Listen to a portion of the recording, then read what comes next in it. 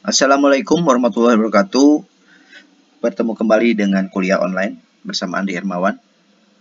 Kali ini kita bahas mengenai bagaimana kita melakukan pengelolaan persediaan atau manajemen persediaan. Manajemen persediaan itu membentuk hubungan antara produksi dan penjualan. Jadi dia ada di titik tengahnya. Persediaan dikelompokkan itu ada 3 macam. Pertama adalah bahan baku, barang dalam proses, dan ketiga adalah barang jadi. Nah, 3 hal ini nanti kita bisa temu di lapangan, ada 3 macam persediaan.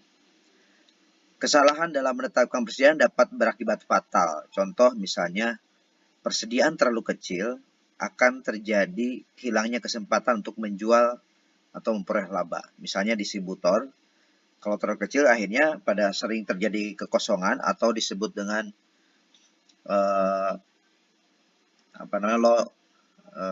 layoff. Jadi pada saat kita kosong ada yang beli, ternyata persediaannya kosong. Nah, itu kan nggak bisa dapat keuntungan dari situ. Kedua adalah persediaan terlalu besar. Karena terlalu besar, itu mengakibatkan resiko-resiko, misalnya terlalu besar, itu tidak terkendali. Sehingga otomatis biayanya bengkak. Pertama dari segi penyewaan lokasi, tempat gudang, itu terlalu besar sehingga biayanya besar. Kemudian juga membutuhkan, karena besar akhirnya membutuhkan pengangkutan, sehingga membutuhkan orang banyak, sehingga membutuhkan biaya-biaya lain, bahkan terjadi kerusakan karena penyimpanan terlalu besar. Misalnya contoh ditumpuk, yang paling bawah akan terlalu lama akan terjadi satu kerusakan karena penyimpanan. Nah, ini yang mengakibatkannya. Keuntungan dari meningkatkan persediaan adalah perusahaan dapat mempengaruhi ekonomi produksi, mempengaruhi pembelian, dan dapat memenuhi pemesanan dengan lebih cepat. Itu keuntungan dari adanya persediaan. Kerugian adanya persediaan itu bisa juga karena biaya penyimpanan bertambah, biaya pemindahan juga ada tambahan. Pengembalian modal yang tertanam dalam bentuk persediaan itu akan stuck kalau persediaannya tidak cepat berputar. Fokus dari pengelolaan persediaan itu berapa banyak yang harus dipesan dalam waktu tertentu. Kemudian berapa banyak jenis persediaan yang harus disimpan dan kapan sebaiknya persediaan itu dipesan. Itu adalah fokus permasalahan yang harus kita jawab dalam pengelolaan persediaan. Tujuan pengelolaan persediaan adalah menyediakan persediaan yang dibutuhkan untuk menyokong operasi dengan biaya yang sangat minim. Biaya persediaan adalah biaya yang berhubungan dengan persediaan. Itu bisa juga biaya tersebut ada apa aja?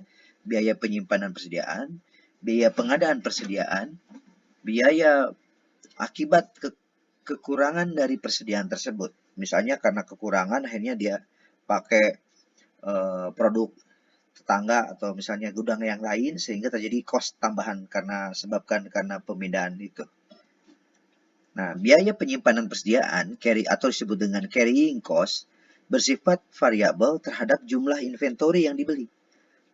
Total biaya penyimpanan adalah total carrying cost atau TCC sama dengan carrying cost-nya dikali harga beli per unit dikali biaya jumlah rata-rata per penyimpanan satu produk.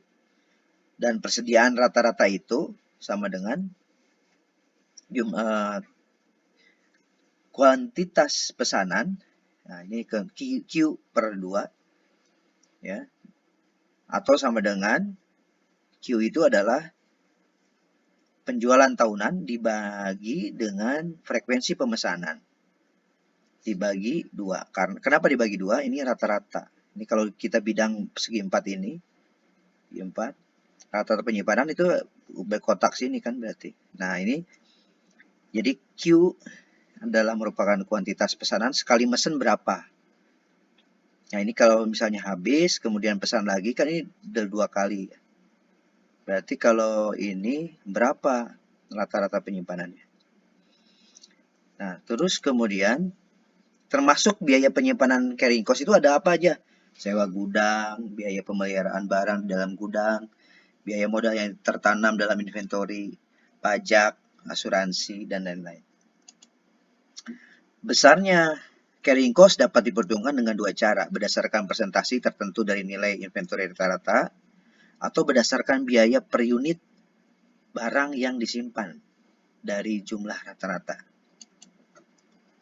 Nah, ini contoh kasusnya, sebuah distributor memiliki gudang produk kursi rotan yang akan dipesan pada pabrik kursi rotan dengan ketentuan penjualan tahunan 144.000 unit. Kemudian frekuensi pesanan 24 kali dalam 1 tahun. Biaya penyimpanannya 2% dari harga per unit 150.000. Pertanyaannya, berapa biaya total carrying cost distributor? Jawabannya adalah rata-rata pemesanan adalah Q per 2 atau sebutan S per N dibagi 2. Artinya apa? 144.000 produk dalam setahun dikali 24 kali. Karena 1 bulan 2 kali dia. Dibagi 2. Karena harus rata-rata penyimpanan, jadi totalnya 3.000. Jadi rata-rata penyimpanan adalah 3.000. Jadi total carrying cost adalah 0,02 atau disebut dengan 2% dikali 150.000 karena satu produknya dikali 3.000. 3.000 sama dengan berarti total biaya sekali pesan itu adalah 9 juta. Nah, tugas kelima PPIC adalah tugas perseorangan. Tolong dijawab nanti adalah pada suatu industri rotan membutuhkan mur pada kursi rotan 20 pieces per kursi. Jadi satu kursi itu butuh 20 mur. Di mana setiap hari target produksi adalah 1.000 per harinya. Dengan rata-rata jumlah hari kerja per bulan 24 hari. Setiap bulan gudang membutuhkan mur setiap minggunya. Jadi pengirimannya tiap minggu. Biaya penyimpanan itu 2% dari harga total biaya per produk. Dari mur tersebut, satu murnya harganya 100 perak. Berapa biaya total carrying cost? Hasil hitungan kirim dalam bentuk Excel ke email kuliahuntag6untag@gmail.com sebelum hari Selasa jam 6 pagi. Jangan lupa subjeknya tulis tugas 5, PPIC tulis nama dan NIM-nya. Oke? Terima kasih. Wassalamualaikum warahmatullahi wabarakatuh.